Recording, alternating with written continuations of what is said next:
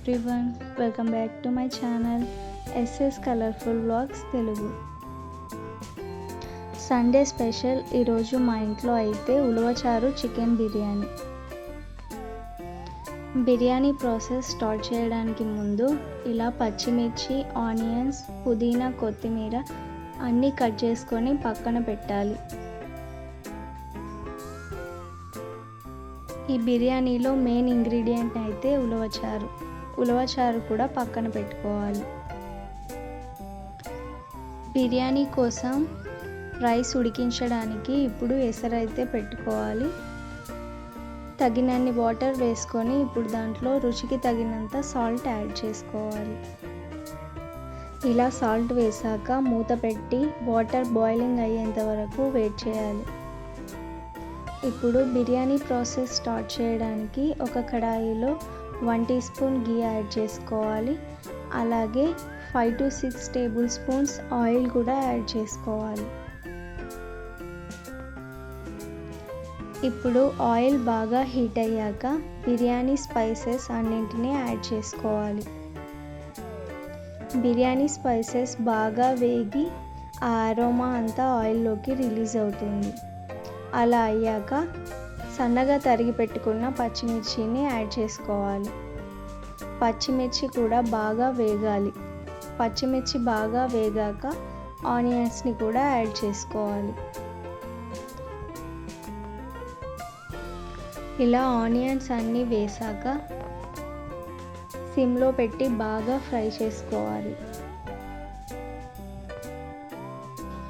Onions బాగా త్వరగా వేగాలంటే ఇప్పుడు దీంట్లోకి కొద్దిగా సాల్ట్ని యాడ్ చేసుకోవాలి. సాల్ట్ వేయడం వల్ల ఆనియన్స్ చాలా ఫాస్ట్గా కుక్ అవుతాయి. ఇలా ఆనియన్స్ బాగా ఫ్రై అవ్వాలంటే కనీసం 10 minutes అయినా టైం పడుతుంది. ఇలా మధ్య మధ్యలో కలుపుతూ బాగా ఫ్రై చేసుకోవాలి. ఈలోపు వాటర్ బాగా మరుగుతున్నాయి. ఇప్పుడు 1 hour ముందు సోక్ చేసి పెట్టుకున్న బాస్మతి రైస్ని ఈ మరుగుతున్న వాటర్లోకి యాడ్ చేసుకోవాలి. రైస్ని ఖచ్చితంగా 1 hour అయితే నానబెట్టాలి. అప్పుడే రైస్ మనకి పొడి పొడిగా వస్తుంది.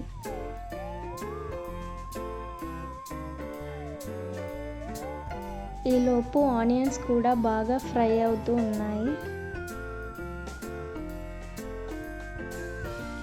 ఇలా ఆనియన్స్ బాగా ఫ్రై అయ్యాక ఇప్పుడు దీంట్లో నుండి కొద్దిగా ఆనియన్స్ని తీసి పక్కన పెట్టుకోవాలి.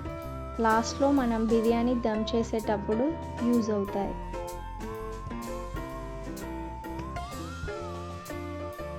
ఇప్పుడు ఇలా బాగా ఫ్రై అయిన ఆనియన్స్లోకి 2 టీ స్పూన్స్ అల్లం వెల్లుల్లి పేస్ట్ని వేసి పచ్చివాసన పోయేంత వరకు బాగా ఫ్రై చేసుకోవాలి.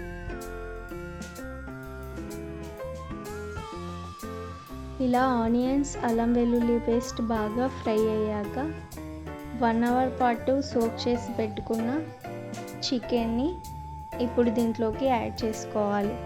చికెన్లోకి పసుపు, ఉప్పు, నిమ్మరసం వేసి మ్యారినేట్ చేసుకోవాలి. అలా చేసుకోవడం వల్ల చికెన్ అనేది చాలా సాఫ్ట్గా అవుతుంది.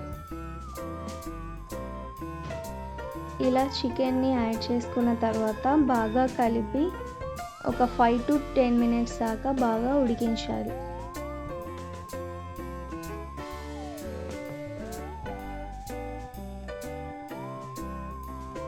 ఇప్పుడు బాయిల్ అవుతున్న రైస్లోకి కొద్దిగా నిమ్మరసం యాడ్ చేసుకోవాలి.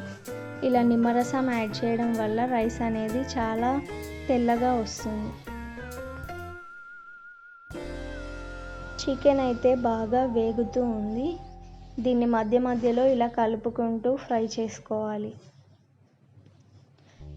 10 to 15 minutes దాకా ఇలా కలుపుతూ ఫ్రై చేసుకున్న తర్వాత దీంట్లోకి మసాలాస్ అయితే యాడ్ చేసుకోవాలి.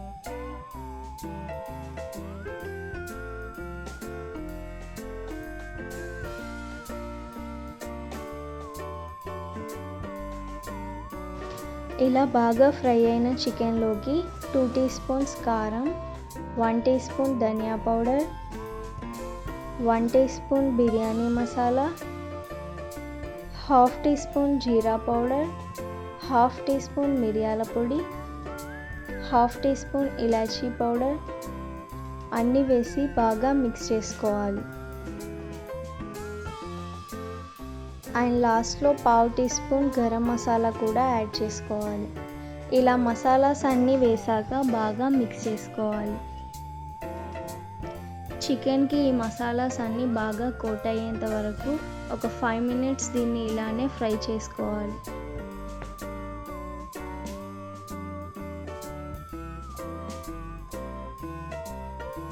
ఇప్పుడు దీంట్లోకి ముందుగా తరిగి పెట్టుకున్న పుదీనా, కొత్తిమీరని కూడా యాడ్ చేసుకొని బాగా మిక్స్ చేసుకోవాలి.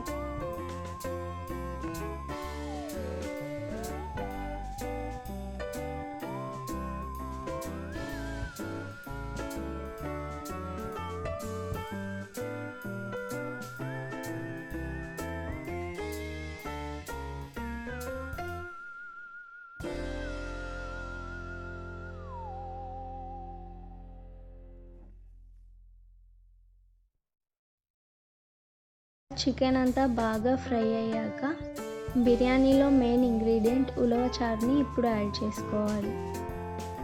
ఇలా ఉలవచారుని యాడ్ చేశాక బాగా మిక్స్ చేసి ఒక 5 మినిట్స్ దాకా మళ్ళీ బాగా ఉడికించాలి. అప్పుడే ఆ ఉలవచారు ఫ్లేవర్ అనేది చికెన్కి యాడ్ అవుతుంది.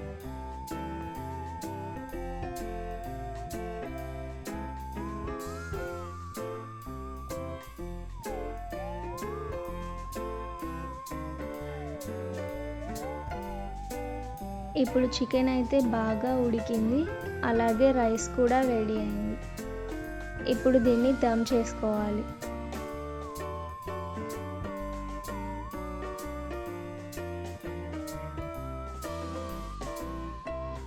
ఇప్పుడు బాగా ఉడికిన చికెన్లోకి ముందుగా మనం బాయిల్ చేసి పెట్టుకున్న రైస్ని వేసి ఒక లేయర్ లాగా చేసుకోవాలి.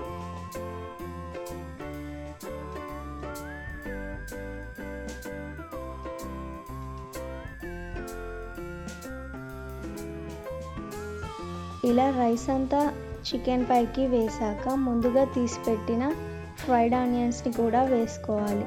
అలాగే కొద్దిగా ఎల్లో ఫుడ్ కలర్ని కూడా యాడ్ చేసుకుంటే బిర్యానీ మరింత కలర్ఫుల్గా ఉంటుంది.